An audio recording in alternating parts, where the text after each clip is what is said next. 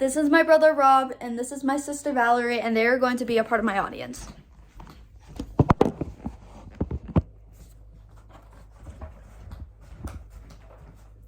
Did you know that every human surpasses a series of 8 stages of development over the course of their lifetime? The method behind this is Erik Erikson's theory of psychosocial development. This theory is significant as it posits that every human being passes through several distinct, quantitatively different stages in life from birth to death. Each stage happens in a certain period of life, and it features a vital psychosocial crisis each human faces in that part of their life.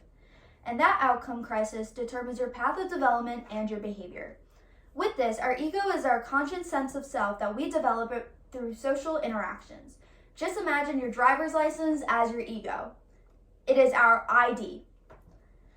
Over the course of development, the ego can change. According to research from Verywell Mind, the ID is the most essential part of the personality that urges for people to fulfill their most primal needs. A stage of Erikson's development that I find to be the most important is identity versus role confusion. Identity versus role confusion is Erik's 5th stage of psychosocial development. During the ages of 12 to 18, adolescents develop a sense of self and learn independence. This is one of the biggest conflicts in this stage of development. The conflict is centered on developing a personal identity. According to the National Institutes of Health, a role confusion crisis enables a person to integrate self-perception images into a stable personal identity.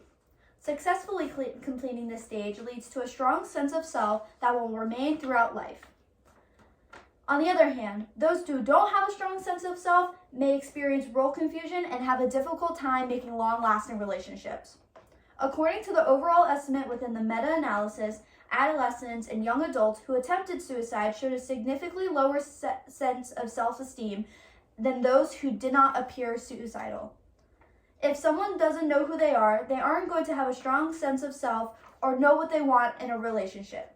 Through my own experiences growing up, I didn't have a strong sense of self. I wasn't able to make strong decisions on my own without the indecisiveness and my anxiousness clouding my mind.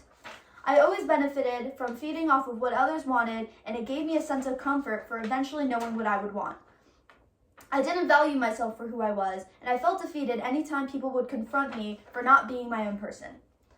With months of growing and healing, trusting the timing of my life, I developed a sense of self. Although it was one of the hardest and loneliest times of my life, I pushed through all by myself.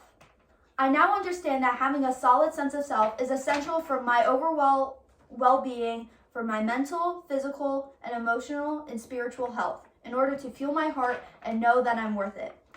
The hidden message behind Erikson's theory is that you have to be good enough for yourself in order to flourish in your future stages of development. A quote from relationship expert Ilana Van Sant states, "It is not selfish to put yourself first. It is selfful." Thank you.